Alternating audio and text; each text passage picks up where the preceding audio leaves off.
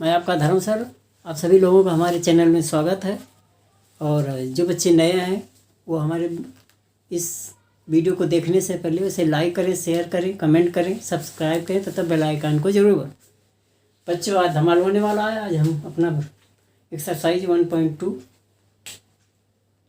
को करेंगे और यहाँ पर हम क्वेश्चन को समझेंगे। प्रश्नावली है 1.2 और इस एक्सरसाइज के क्वेश्चन नंबर 1 को हम करेंगे।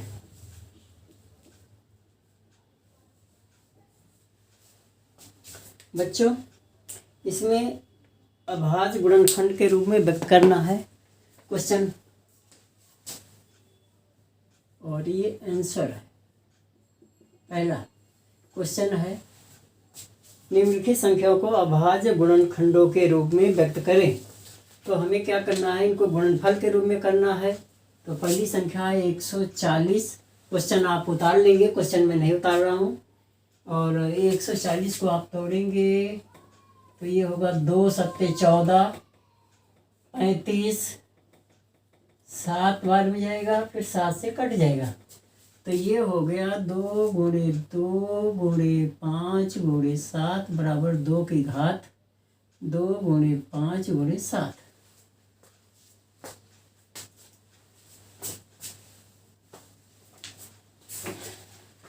दूसरा क्वेश्चन है 156। तो 156 को आपको तोड़ना है। 2 सत्ते 14,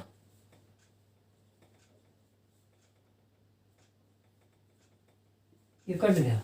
तो ये हो गया 2 गुणे 2 गुणे 3 गुणे 13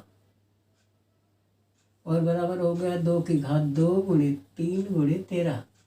ये आपका अभाज्य गुणनखंड के रूप में है बच्चों। तो इस तरह का कोई भी क्वेश्चन आएगा और जिसमें लिखा होगा कि अभाज्य गुणनखंडों के गुणनफल के रूप में, तो ये गुणनखंड हो गए और ये गुणनफल हो गया। ठीक है। अब हम क्वेश्चन नंबर करेंगे तीसरा, और ये है 3825। तो बच्चों 3825 को तोड़ेंगे तो क्या मिलेगा, 5 सत्ते 35, 5 दूने 10, 5 एकम 5, 5 फिर 5 से कटेंगे, 5 9 45, ये हो गया 38 25 है। ठीक है। तो 5 सत्ते 35, 3 2, 5 सत्ते 35, 3 2, 5 36, 5 एकम 5। क्वेश्चन है 38 25। 5 सत्ते 35, 3 2, 5 36, 2 5 और ये हो गया 55 25। फिर 5 से काटेंगे तो 5 एकम 5, 15 और 3 से कटेगा तो ये होगा 5 और 1, फिर 3 से कटेगा तो ये आएगा 17 और जब ये 17 से कटेगा तो 1 आएगा।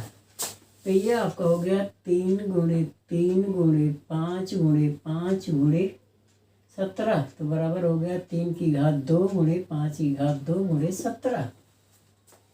अब हम करेंगे इसका चौथा पार्ट 5005।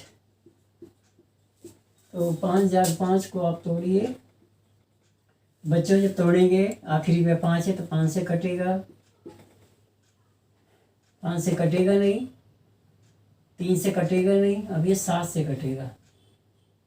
3 से कटने वाली संख्याओं जोड़ने पे अगर 3 से कटती है तो कट जाती है। यहाँ 2 आ रहा है इसलिए 3 से नहीं कटेगा। 7 एकम 7, 3 0, 7 चौक 28, 7 तिया 21। अब ये कटेगा 11 से, 11 एकम 11 11, फिर ये 13 से कट जाएगा। तो ये हो गया 5 गुणे 7 गुणे 11 गुणे 13। यहाँ पर सारी अलग अलग है तो इसको दोबारा भी लिखने की ज़रूरत नहीं है। अब आ गया आपका 7 4 2 9 और ये संख्या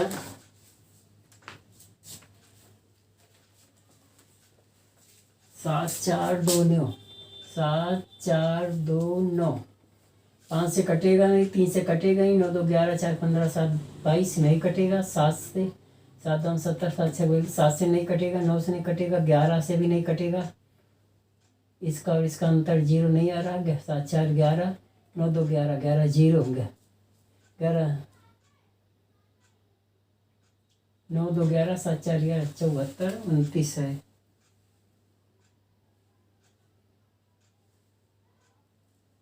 7 4 2 9, तो ये 7 4 2 9 11 से भी नहीं कटेगा, और ये कटेगा 17 से। 17 चौको 68, 6 2 62, 17 3 51, 17 7 119, ये कटेगा 19 से। 19 दूना 38, 19 3 57, ये कटेगा 23 से। तो ये हो गया आपका 17 गुणे 19 गुणे 23। तो बच्चों आपने देखा कि हमारा जो क्वेश्चन था, और क्वेश्चन पहला, इसमें संख्या को अभाज्य गुणनखंड के रूप में व्यक्त करना है। तो इस तरह से किसी भी संख्या को अभाज्य गुणनखंड के रूप में हम लिख सकते हैं। और बच्चों अब हम क्वेश्चन नंबर दूसरा करेंगे, जिसमें हम क्वेश्चन का एचसीएफ और एलसीएम फाइंड करेंगे। और बच्चों हमने इससे पहले वाले वीडियो में आपको फार्मूला और एचसीएफ निकालने का तरीका बताया था। तो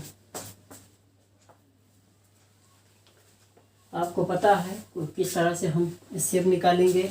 यहाँ पूर्णांकों को निम्नलिखित युग्मों के एचसीएफ और एलसीएम के ज्ञात कीजिए, इनकी जांच भी करिए।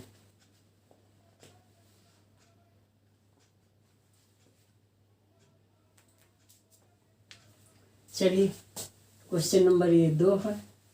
पहला क्वेश्चन है 26 91, 26 और 91, ये पहला। तो 26 को तोड़ोगे 2 गुणे 13 आएगा, और 91 को तोड़ोगे 13 7 91, 7 गुणे 13 आ गया। और यहाँ पे ये मिल रहा है, तो एचसीएफ बराबर हो गया 13, और एलसीएम बराबर हो गया 2 गुणे 7 गुणे 13, और इनको गुणा करो तो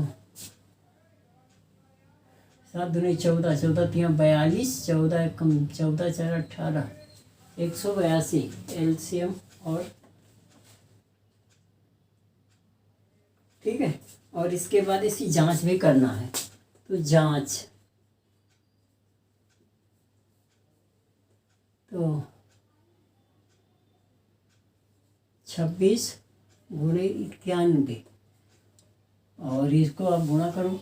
26 को 91 से गुणा करेंगे तो 26 9 6 54, 9 2 18, 5 23, 6 4 2 6 3 2, 23 66, 23 66, और एचसीएफ गुणे एलसीएम बराबर 182 गुणे 13 गुणे 182, और ये हो जाएगा 13 दूनी 26, 13 8 104, 2 106, 13 कम 13 10 23, ये आ गया। तो यहाँ पर देख रहे हैं कि दो संख्याओं का गुणनफल एचसीएफ और एलसीएम के बराबर है। तो ये हमारी जांच हो गई, और यहाँ पे यही निकालना था। तो दो संख्याओं का गुणनफल बराबर 26 गुणे 91 बराबर एचसीएफ गुणे एलसीएम, ये आपको निकालना था। अब दूसरा क्वेश्चन देखो, 510 और 92 है। तो 510 को तोड़ लो, 5 1 5, 5 दूना 10, 2 से काटो, 2 पंचे 10, 2 कम 2, 3 से काटो तो ये 17, 17 से कट जाएगा। तो ये हो गया 2 गुणे 3 गुणे 5 गुणे 17, 17 3 51 धाम, और ये हुआ आपका 46 92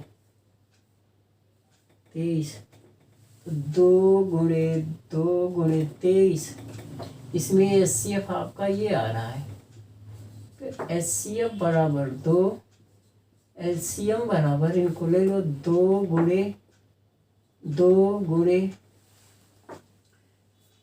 चाहे इसका फार्मूला लगा लो, और फार्मूला लगाना है तो फार्मूला वही है यहाँ पर कि एलसीएम बराबर दोनों संख्याओं का गुणनफल बटे एचसीएफ। तो ये हो गया। अभी LCM बराबर 510 गुणे 92/2 कट गया, ये 46 आ गया। और इनको गुणा कर लो, तो इनको गुणा करेंगे 510 को 46 से,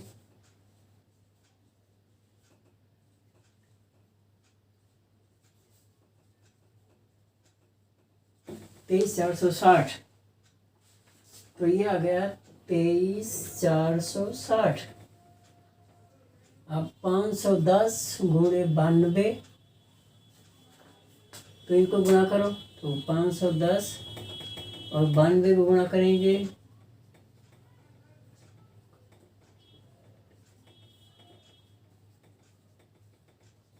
तो ये आ गया 46,920। और SCF गुणे LCM, और ये बराबर हो जाएगा, इनको गुणा करो, तो SCF आया है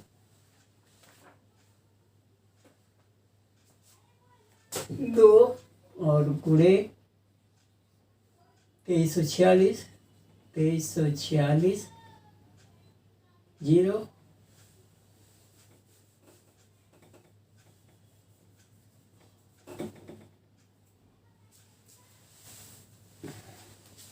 और इनको गुणा करने पे आ गया वही 46,920। तो 510 गुणे 92 बराबर SCF गुणे LCM। ये आपका क्वेश्चन हो गया। चलते हैं तीसरा क्वेश्चन करते हैं।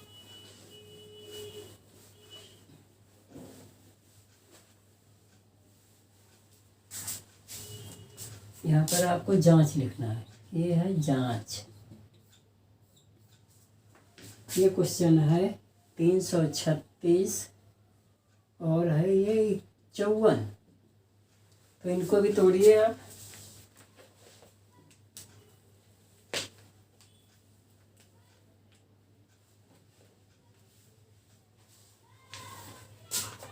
तीन 336 को तोड़ेंगे तो 336 2 से कटेगा,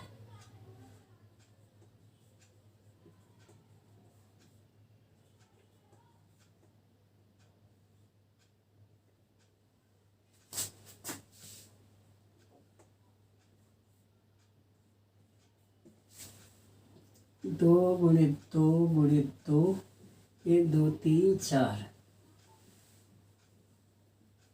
3 गुणे 7 और 54 का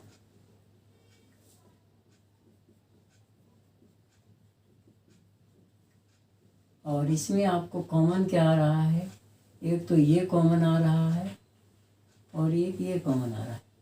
तो 2 SCF बराबर 2 गुणे 3 बराबर 6 आ गया, और कोई संख्या कॉमन नहीं आ रही। अब LCM बराबर फार्मूला लगा लो, 336 गुणे 54 बटे SCF, और ये हो जाएगा 336 गुणे 54 बटे 6, 6 9 54, 9 6 54, 9 3 27, 5 32, 33। ये आ गया SCF और ये है LCM। अब इसकी जांच कर लो, तो 336 गुणे 54, तो आप इसको गुणा कर सकते हैं।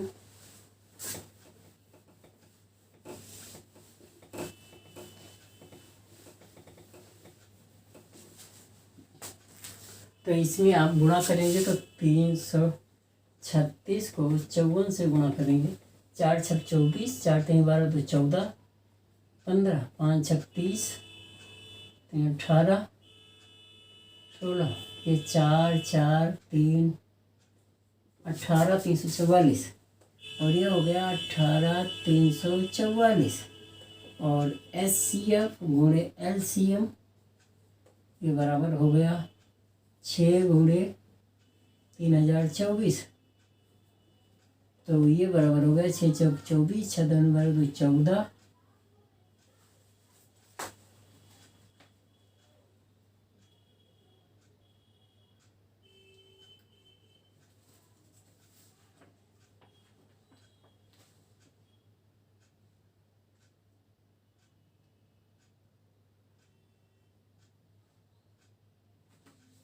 336 गुणे 54, 4 छक 24, 4 3 12 तो 14, 4 3 12 1 13 आएगा यहाँ, और 5 छक 30, 5 3 15 3 18, 15 16 तो 4 8 3 यहाँ पे आएगा 11, और 11 6 तो ये हो गया 144, तो ये हो गया 144 और 6 3 18, यहाँ पर बराबर आ गया। तो 336 गुणे 54 बराबर HCF गुणे LCM, और ये आपका वेरीफाई हो गया। तो बच्चों इस तरह से क्वेश्चन में जांच करने के लिए आएगा।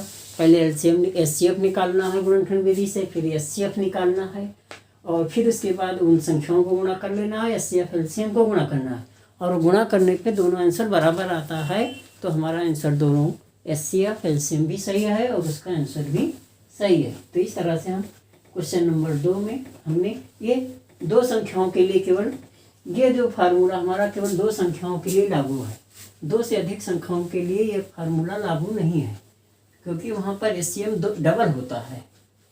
तो इस तरह से HCF के इस फार्मूले को हम यूज नहीं कर सकते।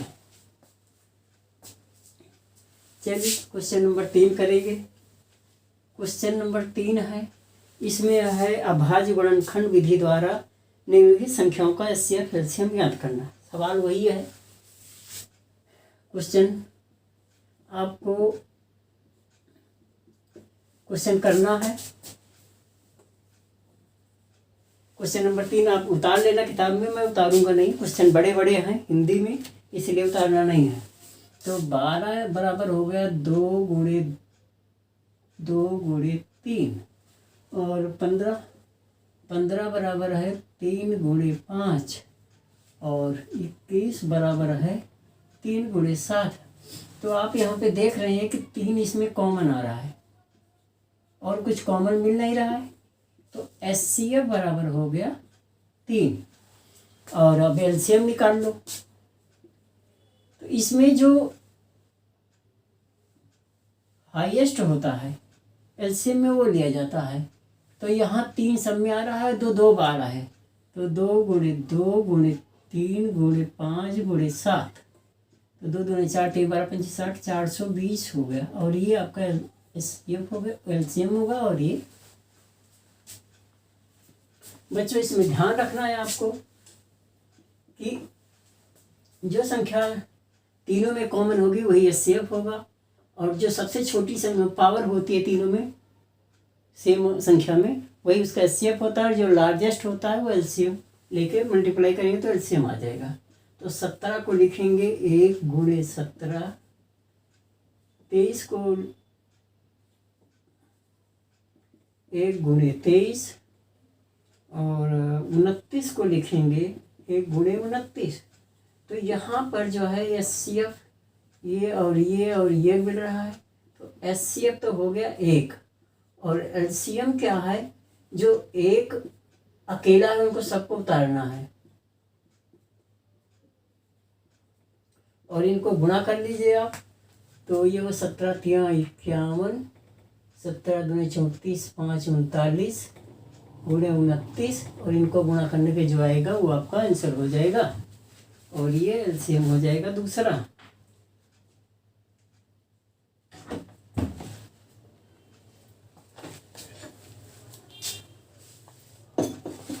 थाली कहाँ गई? थाली मिल गई 339। तीसरा 8 बराबर 2 गुणे 2 बराबर 2 की घात 3, 9 बराबर 3 गुणे 3 बराबर 3 की घात 2, 25 बराबर 5 गुणे 5 बराबर 5 का 2। यहाँ एक सब में लगा दो, इसमें जब एक लगा देंगे HCF बराबर हो जाएगा 1, क्योंकि एक ही कॉमन आ रहा है, और LCM जो होगा इनको गुणा कर लेंगे तो 2 की घात 3 गुणे 3 की घात 2 गुणे 5 की घात 2, 8 गुणे 9 गुणे 25 ये हो गया 1800। ये आपका आंसर हो गया। और इस प्रकार क्वेश्चन नंबर 3 हो गया। अब हम क्वेश्चन नंबर 4 को करेंगे।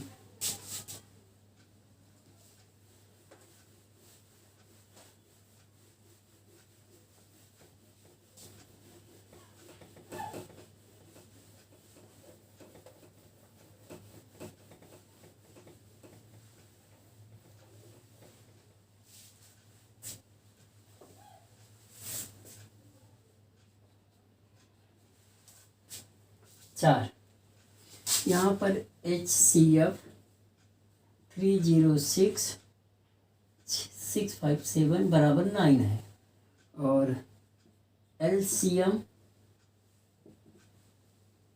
306657 को फाइंड करना है। तो LCM 306657 इक्वल टू होगा, ये दोनों संख्याएं हैं 306 गुणे 657 बटा HCF 306 गुणे 657। और इसको आपको लिखना है 306 गुणे 657 और इसका HCF 9 दिया है तो 9 9 सत्ते 63 9 तिया 27 तो 306 गुणे 73 और इनको गुणा कर लेंगे तो जो आपका आंसर आएगा वो हम आपका LCM हो जाएगा। और इनका गुणा करने पे आता है 22,338 तो 22,338 और ये आपका, इसको आप गुणा कर सकते हैं और गुणा करके आप इस क्वेश्चन को निकाल सकते हैं।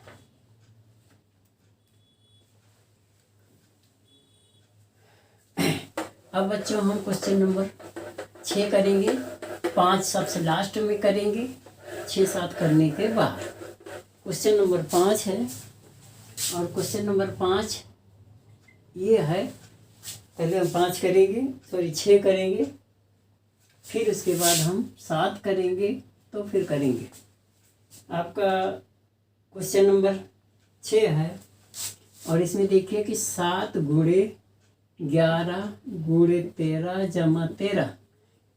दूसरा क्वेश्चन है 7 गुणे 6 गुणे 5 गुणे 4 गुणे 3 गुणे 2 गुणे 1 जमा 5। ये संख्याएं हैं और इनको भाज्य संख्या के रूप में व्यक्त करना है। भाज्य संख्याएं जानते हैं जिनका गुणनखंड होता है, वही संख्याएं जितनी जो भी संख्याएं हैं जो जिनके कई फैक्टर होते हैं, कई गुणनखंड हो जाते हैं, उन्हीं को हम भाज्य संख्या कहते हैं, जो किसी भी संख्या से विभाजित हो जाती है। तो अब इसमें क्या करना है कि 7 गुणे 11, इसमें आप 13 देख रहे हैं तो यहाँ 13 कॉमन है, 13 कॉमन ले लो तो यहाँ बचेगा 7 गुणे 11 जमा 1, 13 दोनों में से निकल आएगा और ये हो जाएगा 1377 जमा 1 और ये हो गया 13 गुणे 78। और इसको भी आप तोड़ सकते हैं तो टूट जाएगा, तो 13 गुणे 39 2 गुणे 39, ये आप गुणनखंड हो गया। इस प्रकार ये अभाज्य संख्या है। और यहाँ पर आप क्या करेंगे कि इसमें 5 कॉमन आ रहा है तो 5 7 गुणे 6 गुणे 1 गुणे 5 गुणे 3 गुणे 4 गुणे 3 गुणे 2 गुणे 1 जमा 1 हो जाएगा।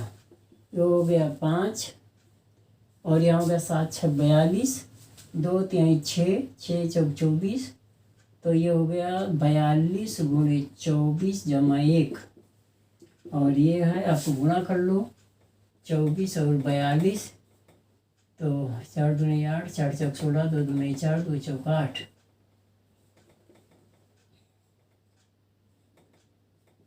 ये हो गया 1008 जमा 1 और ये हो गया 5 गुणे 1009।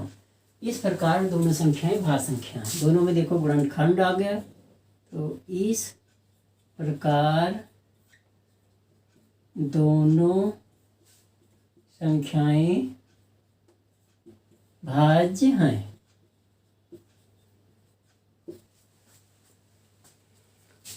तो बच्चे समझ गए होंगे।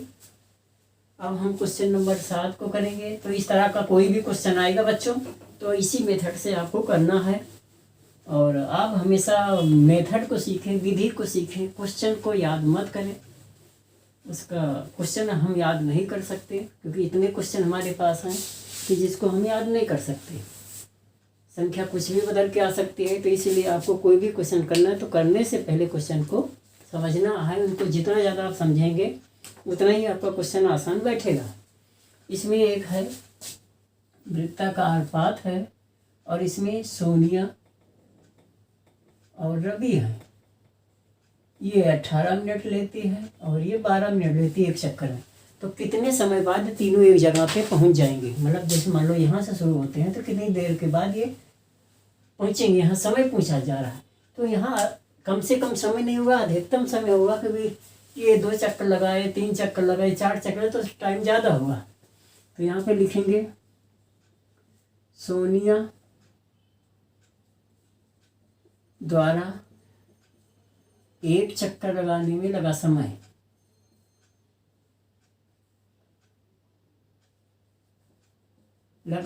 कितना समय लगता है उसका 18 मिनट।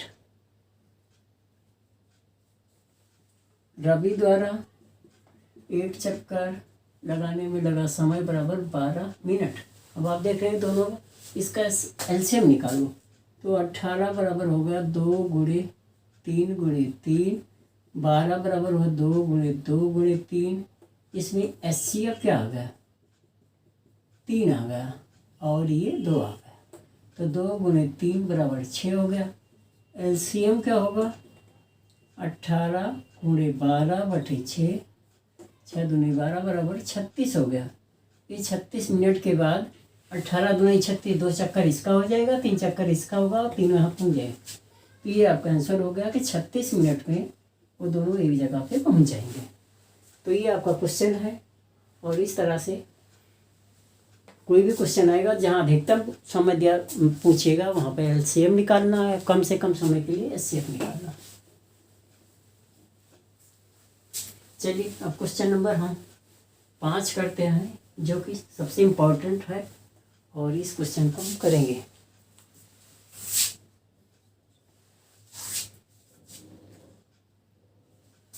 किसी भी प्राकृत संख्या, किसी भी n संख्या के लिए 6 की घात n संख्या 0 पे समाप्त होगी, 0 पर समाप्त होगी। ये आपको दिखाना है। इससे पहले हमने एग्जाम्पल किया था होगी।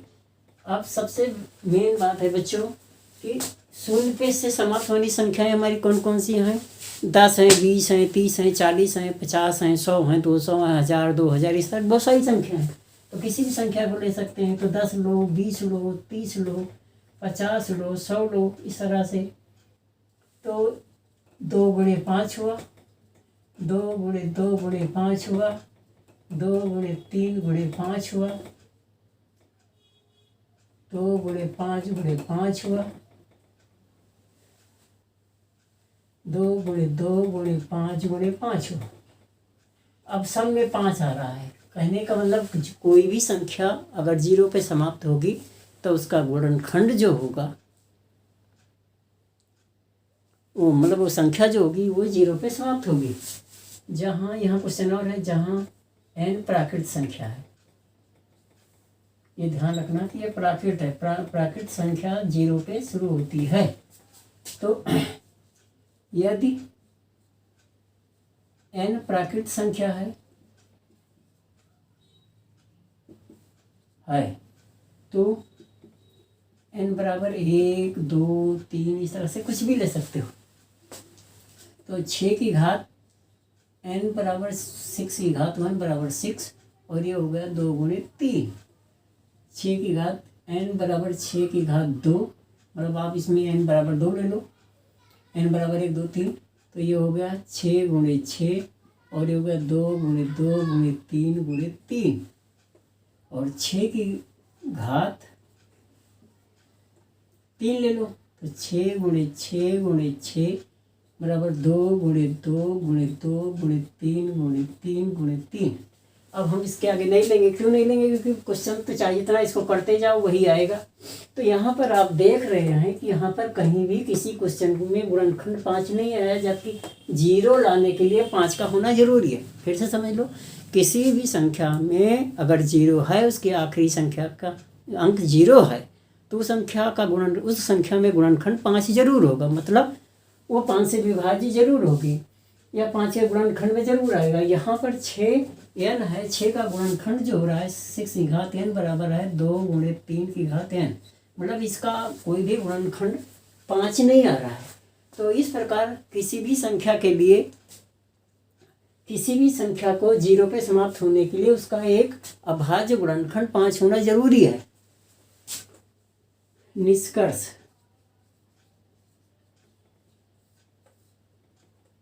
आधारभूत प्रमेय के द्वारा किसी भी संख्या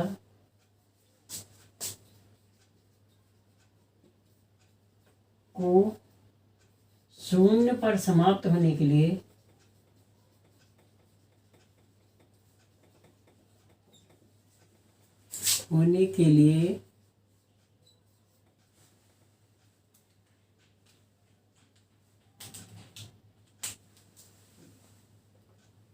अभाज्य संख्या, अभाज्य गुणनखंड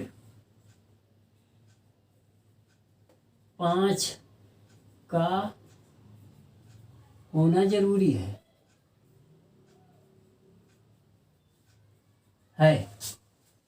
लेकिन 6 की घात n में 2 तथा 3 के अतिरिक्त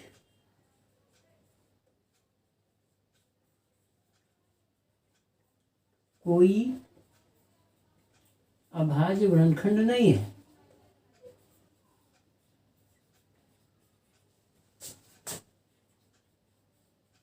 है। अतः 6 की घात n किसी संख्या n के लिए 0 पर समाप्त नहीं होगी, 0 पर समाप्त नहीं होगी। तो बच्चों, ये क्वेश्चन बहुत इम्पोर्टेंट है, वेरी इम्पोर्टेंट। तो इस क्वेश्चन को बहुत आपको रिमाइंड करना है। तो बच्चों, आप समझ गए होंगे कि इस तरह के क्वेश्चन में कभी भी आएगा कोई भी संख्या 0 पे समाप्त होने के लिए, तो सबसे पहले अभाज्य गुणनखंड करना है। अगर उसके गुणनखंड में 5 आता है तो वो संख्या 0 पे समाप्त होगी। तो इस प्रकार बच्चों, ये हमने एक्सरसाइज 1.2 कर दिया, एक्सरसाइज समाप्त हो गया। आशा करता हूँ आप लोगों को हमारा वीडियो अच्छा लग रहा होगा और पढ़ने में आनंद आ रहा होगा। आप सभी लोगों को हमारा वीडियो देखने के लिए धन्यवाद। आप लोगों से रिक्वेस्ट है कि आप हमारे वीडियो को लाइक करें, शेयर करें, कमेंट करें, ज़्यादा से ज़्यादा लोगों को भी शेयर करें, सब्सक्राइब करें, बेल आइकन को प्रेस करें।